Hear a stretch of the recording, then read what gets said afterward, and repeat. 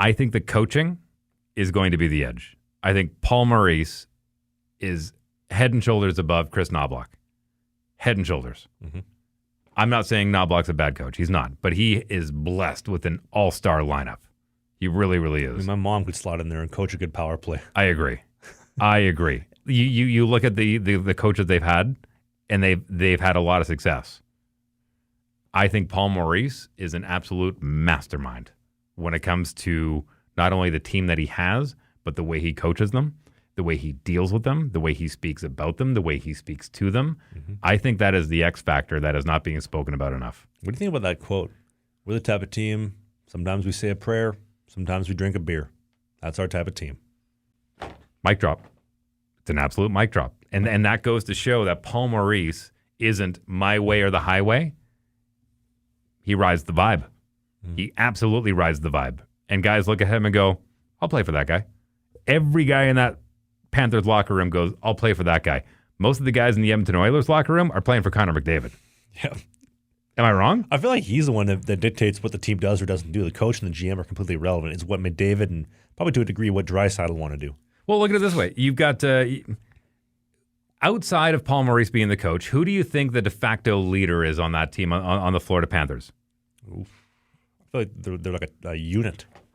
Exactly. Marchand, Tkachuk, Bobrovsky, Reinhart, Barkov, Ekblad, Maurice. Like they're all working together as one single unit. Right. As opposed to Ekblad. the McDavid train. Yeah. But we saw it, especially in Game 5 last year, when like him and Leon get this look when they get pissed off. It's like the scariest thing in the world when these two guys are mad and they're going to turn it on. And it doesn't matter how bad Skinner is the next game. We're going to take it all the way. And to think, imagine if they actually had a good goaltender. They'd probably be undefeated at this point in time. I don't think they lose 2 games to the Kings. They don't lose the 1 game to Vegas. I don't think they lose the first game to Dallas. Is that not fair to say? I think it's very fair to say. I think skill can take you very, very, very far. Mm-hmm. Absolutely. My old roommate who won a Calder Cup in the American Hockey League with the Chicago Wolves, he told me about halfway through the season, he goes, we're going to win this year.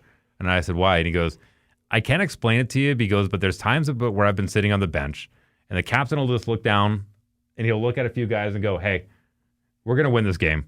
And you just kind of go, yeah, you're right. We're down 3 goals, but we're going to win this game. And it was just, you just had this feeling. You just had this, this belief.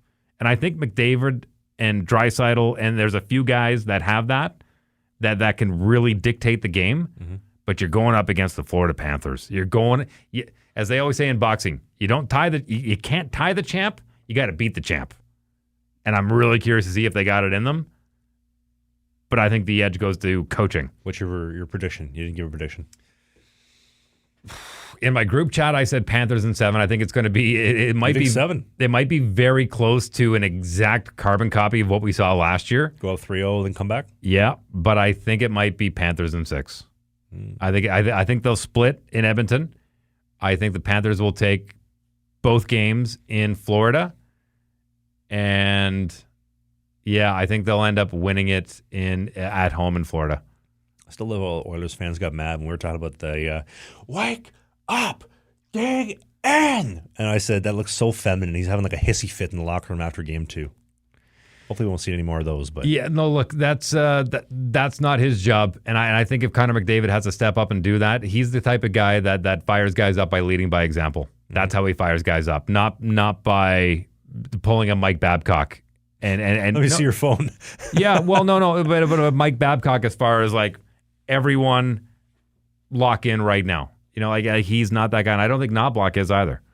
Hey, Dry, let me see your phone. Let me put your photo album on the airplane on the TV. Let's let all the boys see what you got on there. I get where he was going with that. I totally understand it. Execution fell low. Hey, if you enjoyed what you just saw, we do new clips every single day, twice a day on the Clips channel. You see clips right here. And beside Dave's crotch, we have a full-length show every single Sunday, right by my hand. Click right here.